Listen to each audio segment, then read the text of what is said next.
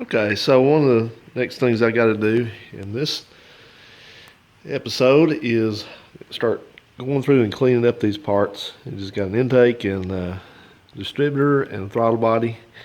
There's main things, and plus just some detail stuff like bolts and little stuff that brackets and things that go on the top of the engine there that we had to take off. So that's that. And then I have a couple things that are irritating that I have to deal with. I've got a partially stuck stud here that doesn't want to come out all the way, so I can get that off. And then back here, it's probably was where our leak was. Back here is this quick connect. It's been leaking a lot over the years, and so it's got to come out, and that's never fun. And then we got to clean the intake itself up, and this distributor, which is just dirty from sludge, and the throttle body, which is just again just kind of just scrungy, just needs to be cleaned. So I was wondering what this was back here. I was worried there at first that the fuel pressure regulator was leaking, but then I realized what it was this hat that fits on here. It was right on here like that, and yep, it's supposed to be the air intake for the PCV system, so it pulls air out of the air cleaner. And apparently it's been the engine's pretty tired, so it's been sort of barfing some stuff back in. It's got a split in it right there. How about that? Have to fix that. That's where some dirty air can get in, I think. I don't think there's a corresponding spot on that. For that, there is not. So anyway, we're just gonna be going through all this. So I'm just gonna be doing my usual for this and go through that. And I want to see what kind of thermostat this has in it for sure. Okay, I got that stud out, and quite frankly, I don't know how I did it without breaking it, because it just did not want to come out at all. And it took heat and oil and penetrant and everything else, and finally I had to take the impact and just run it back and forth. So I guess it finally shocked it loose, you might say. So let's pull this thermostat housing off here. I want to show you something. I've peeked in here. I've already kind of messed with it, but I want to show you what they did. So this is kind of what I suspected. So they had the thermostat in with the seal. That's the way it's supposed to go. And then I came back and put a paper gasket over it. You can see the remains of it right there. It doesn't take one of those. It doesn't use one of those. See how this is protrudes slightly above the level of the mounting flange? Okay. You know, what's so hard to understand about this? This seal is all it needs. It doesn't take another gasket on top of it. It doesn't take sealer. It doesn't take anything else. You just put that in like that, clean everything up nice and smooth and clean. You clean this up the same way so it's nice and smooth and clean. You put it on there. You bolt it down. It works. It doesn't leak. Don't put a paper gasket on it, okay? If you have a seal here, I know the redneck engineers know that they know better than GM, but you don't. Don't put a damn paper gasket on this thing. It doesn't take one. I don't get it. I don't understand why that's so hard to understand, but it is. Just don't put a paper gasket on this. Don't put sealer on it, anything. So I guess the next thing I'm going to fight with for a while this evening is I'm going to work on getting that quick connect out. And that's going to be another challenge because it's in there pretty good. It's original, and it's just such a poor idea. And then the thing's got to come out, so we got to be able to try to get it out of the intake too. So hopefully it will come out. Like I may have said this before, but I'm not too concerned about it breaking in there because you have access to it, and If you have to, you can just cut the remnants out of it, but I'll try to take it out all in one piece. But again, it's going to need some heat and stuff on it. It's just the way it wants it, it's the way it's going to get it.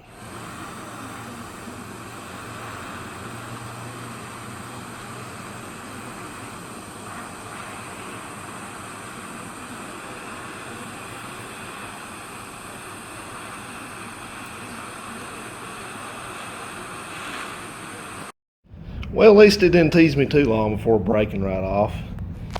Look what awful metal that is. I don't know what that is. I don't know what kind of junk metal that GM was using, but it's terrible. It's weak, it's terrible, it's gotta go.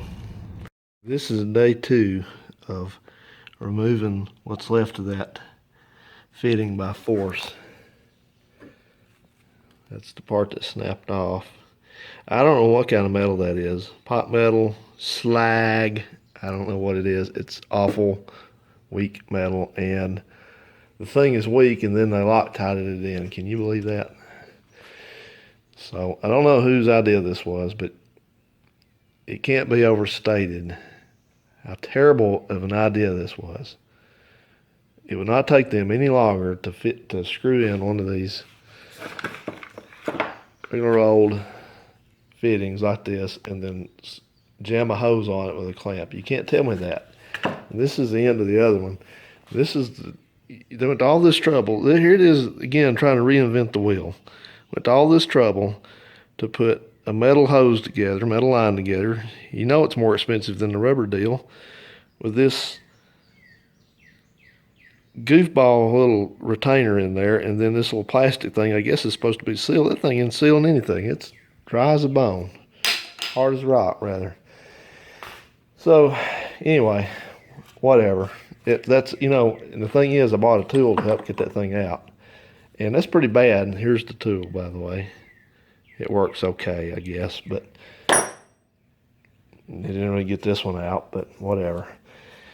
But anyway, you know, as bad as it's, you know, it's a stupid idea. Somebody's come up with a stupid idea when there's actually somebody's made money off inventing a tool to fix this. If it was anybody, but well, no, they wouldn't be ashamed. Car makers don't care. They just put the thing together and roll it out the door. Whatever happens after that's too bad. So anyway, I've got this out, and I got to try to clean the threads up. I'm going to have to go find a 1/2-inch tap. I don't have one. I'm pretty sure I don't. I'll look, but I'm confident I don't. And clean the threads up, because I had to, what I had to end up doing is I caused some damage to it, because I had to take a hacksaw blade and just cut that remainder of that thing into pie wedges, basically, and then just knock it out with a screwdriver, and it didn't come out easy. So we can save it. It's not going to be easy, but what a pain in the keister this is. I hope I never have to deal with another one of these, but anyway, we'll get it going. Something tells me that this CGR valve is no longer working, especially since the ports appear to be totally obliterated with gunk.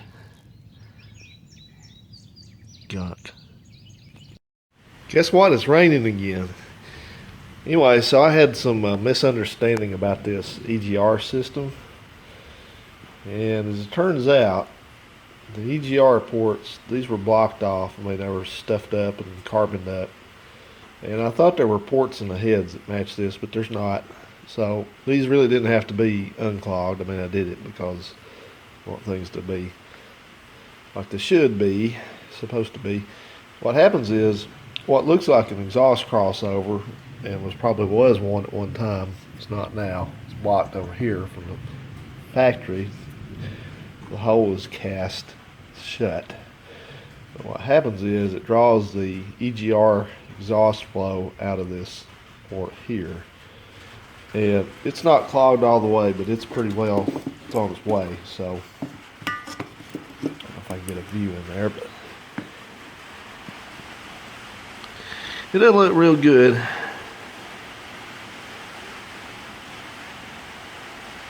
So we're going to work that over and get those cleaned out.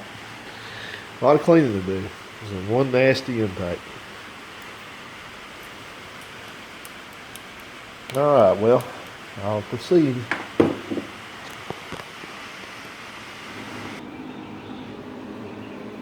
So this is pretty much how it's been going. I've had to just clean everything on here.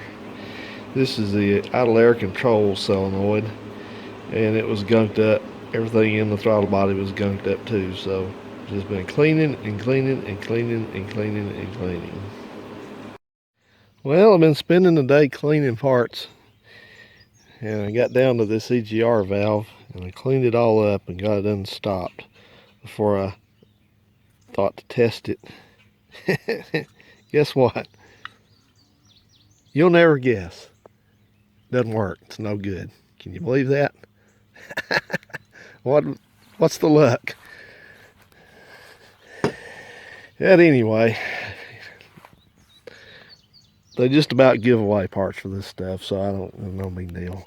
I've just been pulling things apart and cleaning and painting and stuff because I don't like stuff going back together looking shabby.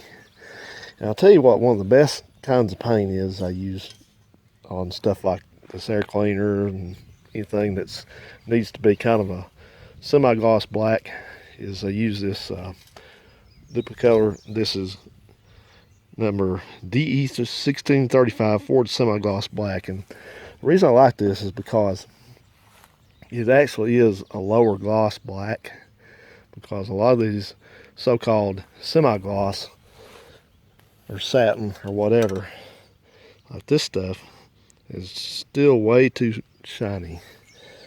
So I like this stuff. I'll probably use some more of it, as a matter of fact.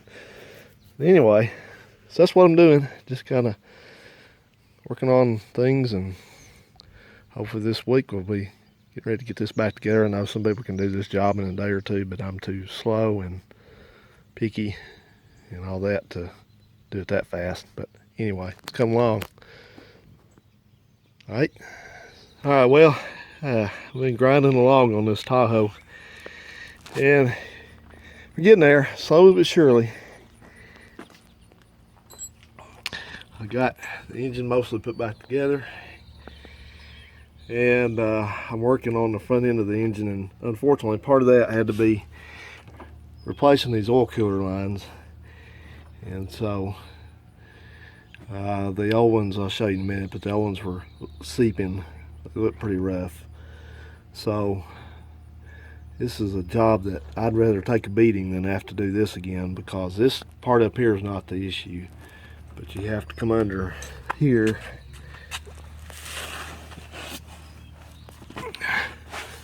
all the way back under here, and they run up there, and then they go into that adapter up there, you can see. So I took all the old stuff out, put new fittings in. Unfortunately, the only fittings you can find now are those Dorman things, so they're supposed to be okay. We'll see. If I have any problems with these, I'll tell you now, there ain't gonna be no more oil cooler lines. We'll take those things out, we'll cap them off with plugs, and that's the end of that. So I think they're a terrible idea. And one thing I don't understand is that the two-wheel drive trucks that have an oil cooler have a much better fitting design on them. They have a metal fitting that has an O-ring in it, and instead of those cheesy plastic nylon whatevers, they have these little wire retainers that go around them, which I think is a better idea. I don't know why they didn't do it on these, but they're hard to get apart. Maybe that's a good sign, but you know, you have to shove them in there as far as they'll go till you think they click. So thank goodness I've got this big clamp on it up here, so it's almost impossible for them to just blow out. But the most disappointing part of this whole thing, oh jeez, is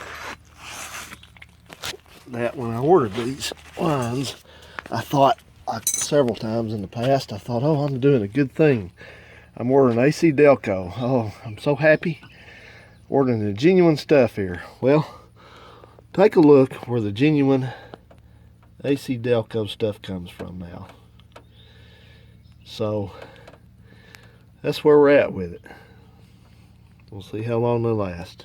Maybe they'll last another 27 years, whatever it's been. 26 years, I don't know, but I'm definitely not going to be tolerant of any problems with them. So I'm going to take my white little pen, and or maybe something else. I think I got a white marker, and I'm going to write the date on these fittings, because that's what I like to do sometimes, like this Dorman PCV line here that I put in that everybody claims will not last 6 months. I'll put the date on it as well. So this is video reference. This is the 5th. I put that on yesterday, so we'll see how long that thing lasts. So if it breaks, I got the receipt. If it fails, I'll take it back as many times as I'll just see how many times I warrant it.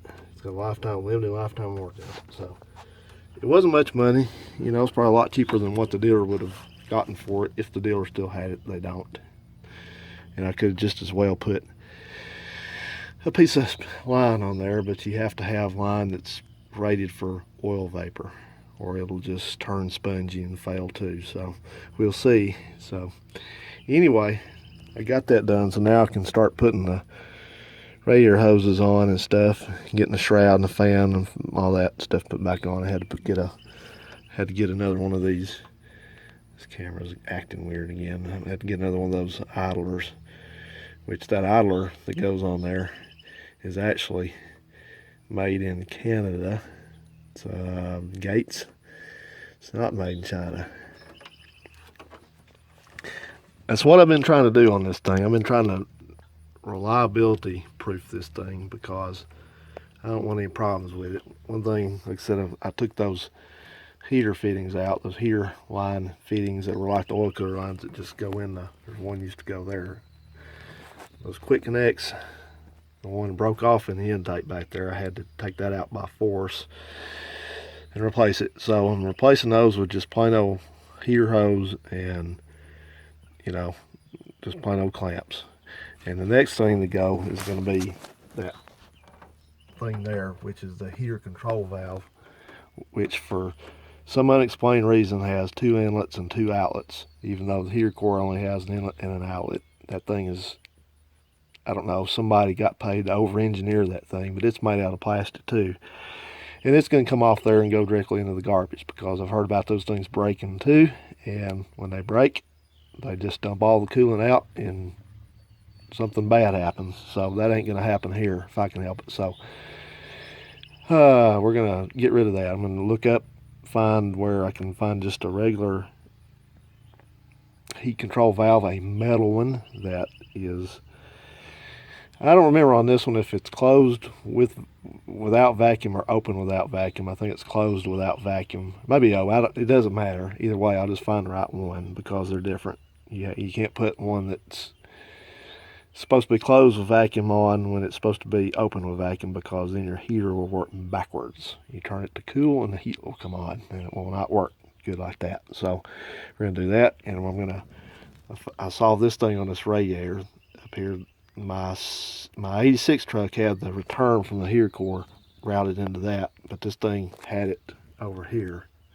Well, I'm not going to do that. I capped that off with a plug, a metal plug. I'm going to take that time bomb off right there, that thing, that cap, and I'm going to route the outlet of the heater core to this. We're just going to turn this back into a simple system. You know, it's what you got to do, because, you know, this is a 4-wheel drive, and if the engine's any good and it stays running, I may be off somewhere in a field or woods or something with it. I don't want to have to walk back to civilization because this thing puked its coolant out. But when we're watching that, we're watching these oil cooler lines very carefully. So, all right, guys. Well, that's just a little update on this. So, getting there. It's just been a long haul on this. A lot of tedious work. All right. Well, let's continue. Okay. Well, everything's looking pretty good here. So today I spent some time and drained out just the straight water that was in there, and I went back and reworked these hoses back here, put new clamps on them, and the main thing back there was to swap out that plastic reducer adapter, whatever you want to call the thing, with a brass one, copper. Maybe because I think this is actually copper, but anyway, it's metal, so that's a 3/4 to a 5/8 reducer, and they're not easy to find. They got plenty of plastic ones and plenty of ones that are barbed. but I wanted one with a retaining ring on the end of it, like any other heater hose connection. So anyway, finally found that. If you need to know where those can be gotten from, I'll be glad to let you know. Just put a question up. But so I went back and recycled some antifreeze out of my Chrysler that was only had a few hundred miles on it, and used it in this and filled it up with antifreeze and all that, and put the air cleaner and all that back together. I still got to put my element in. I don't have my nuts, retaining nuts, put back on there. But I straightened out the heat riser and put all the plug wires back in the clips and all that stuff. So far so good. Just have to put some miles on it and see how it behaves, see how much of the consumables it consumes. Hopefully no water. Maybe we won't use much oil. Hopefully, I think that the intake gasket was actually starting to pass some oil, because there were a couple places where it looked oily in the intake runners. But after that, I'm just gonna have to work my way through some of the other minor things this needs. It's gonna need some exhaust work, and I'm waiting on the seat upholstery now that I sent off to Texas for the driver's seat. It was not cheap, but should fix that seat right up. And I found another seat track for it, the base and the electric seat track and everything. So I harvested one of those off a vehicle in the junkyard, and I gotta spend time making that work in this truck, because it's newer and it's a different design. Apparently they improved the design, but the wiring may be a little bit different and stuff. So we'll get into that. That's a separate video. But anyway, after that, I'm just gonna keep picking away at this and put some miles on it and see how it operates. Okay, well, I'll wrap this one up. Thanks for joining in. We'll see you later.